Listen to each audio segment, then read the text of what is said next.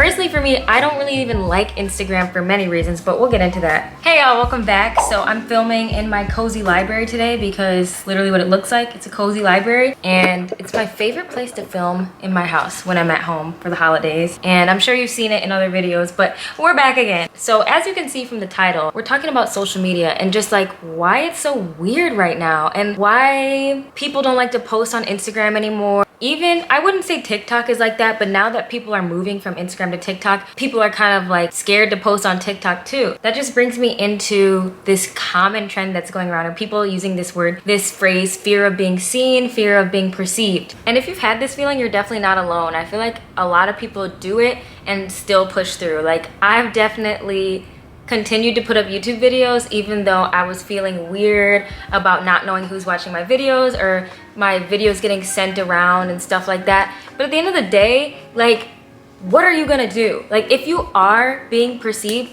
what are the people perceiving going to do? All they can do is talk about you. Like, are they gonna show up to your house and beat you up? If they do, I mean, that is a crime and you can sue. I think the fear of being perceived went out the window for a bit, and then it came back like during the pandemic because life stopped for everybody, and then you kind of like you had nothing to do but be on social media and see what everyone's doing and how everyone was spending their time. And then going back into the real world and socializing again, trying to pick up life again after 2020 is definitely a factor in this whole fear of being perceived again. But yeah, that's definitely a universal feeling. It's personally for me, I don't really even like Instagram for many reasons, but we'll get into that. So, okay, why I don't like it, but why I still use it and why people that I talk to still use it. So I do not like the unfiltered, uncontrollable content. So one of my biggest things is I hate how like TikTok and the Explore page and For You page are just a free-for-all. I might get involved in celebrity drama, like and reading like who said what, just because it came up on my For You page. And it's not something that I would go looking for, but now that I hear about it, I kind of want to know what's going on. And now I just know what the heck is going on in these two people's lives. So unfiltered content is a big reason why we kind of hate social media right now, but also love it because you get to learn a lot. Also, with the unfiltered, uncontrollable content, you end up possibly falling into the comparison trap. There's so much pressure and people are posting things that are going on in their lives, and it's just like, oh, now because Kelly has a high-rise apartment in Austin, Texas, now you have to have that same thing. It's just this pressure to keep up. It's not really sustainable because you have no idea what's going on in their life, and if you're just comparing your insides to their outsides, things aren't gonna work out.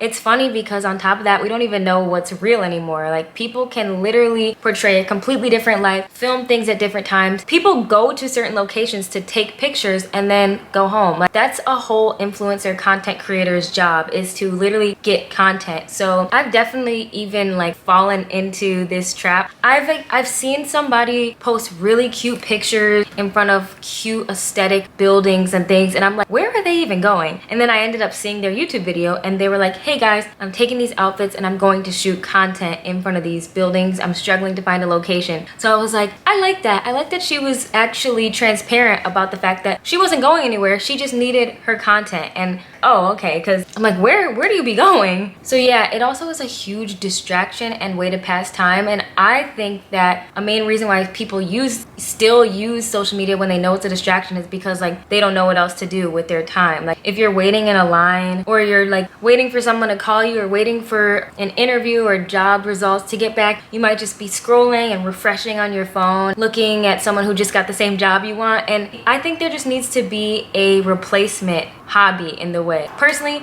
I've picked up reading. I've picked up listening to podcasts and audiobooks. I even got a little Kindle, y'all, for my birthday, because I think it's small and compact enough to be able to like take it out in public sometimes if I'm that bored. I've been trying anything to like not touch my phone. It's a real challenge, and it's real. It's a real struggle that we're all dealing with in this era of life. Definitely don't feel bad. It's not something to beat yourself up about. It's just something to be aware of and talk about, like how we're talking about, so that we can evolve and grow and become better versions of ourselves. And there are still so many good reasons why we have social media. Like, One way I feel like a lot of people have been using it to their advantage is, you know, it's educational. You can learn so much. If you put on like a 30-minute YouTube video, you might be a completely different person after you watch that video. I know I have. I've seen so many podcasts that are on YouTube that have changed my perspective, like sermons. I watch church sometimes if I can't make it out to church or if I'm sick. Like, that's social media right there. That's extremely helpful. And it really does help you to be in the know.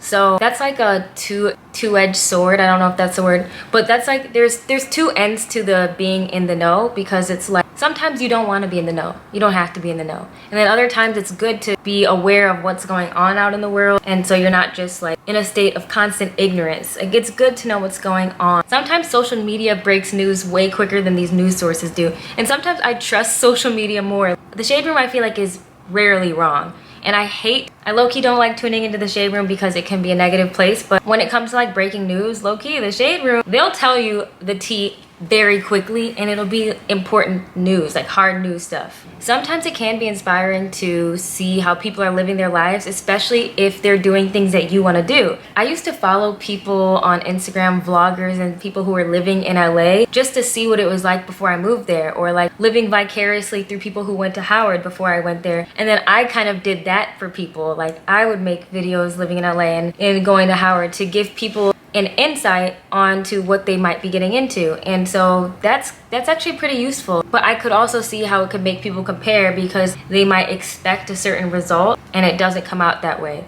But I would still say that's more in the useful category, because it gives you insight rather than just going places blindly or going into careers blindly. You get to see somebody's experience. But like I said, you can never fully know what's going on in someone's life. You never know how people portray themselves on Instagram versus real life. And I could be posting this video from my apartment in LA and y'all still think I'm in Michigan. Like, that's not the case at this time, but it could be. And so the moral of that is just don't let social media make you feel like you're not doing enough, because you really just don't know. And I love the J. Cole song. One of my favorite J. Cole songs is Love Yours, and he basically says there's no such thing as a life that's better than yours. And I believe that. You're always gonna be you, so you gotta make the best out of your life. And personally, for me, like, if I'm going to be at home, I'm gonna make it a good one. I'm gonna have the best time at home. When I'm in LA, I'm gonna make that the best time. Like, you have to cultivate and romanticize and love your life where it is. That in turn will make things so much better. And also just making friends outside of social media. Even if you guys connect on social media, make it a point to get off the virtual world, like going to get food together, going to events and pop-up shops. I've met people in small groups at church, in acting classes. This just helps remind you that like there's life outside of social media, and that makes me so happy. I'm glad there's life outside of social media. There's like book clubs. I get it that we still use it to connect, but nobody's gonna hold you accountable like you're gonna hold yourself accountable. So you just gotta have to like limit it. You might find out that you just don't want to be on Instagram or social media at all, and I feel like the happiest people aren't on it. They're just living their lives, like reading their little books, going on walks. I've just started incorporating all those habits into my life as I slowly but surely back away. And the second I stop using social media, I'm probably gonna be done with it low-key. Creating videos has always been like a thing I've liked to do. Even before social media, like before Instagram, I wanted to do YouTube. So that's why I'm keeping this promise to myself. And I encourage you guys to, if you have like a dream of doing something like that, still do it and not worry about the external validation, because if you do, let's say you did get a post that blew up, you're gonna keep chasing after that feeling rather than the feeling of just completing something, whether it gets that many likes or not. So yeah, I hope you guys enjoyed this video. Just a quick little rant. I hope you enjoyed it, and I will see you in my next video.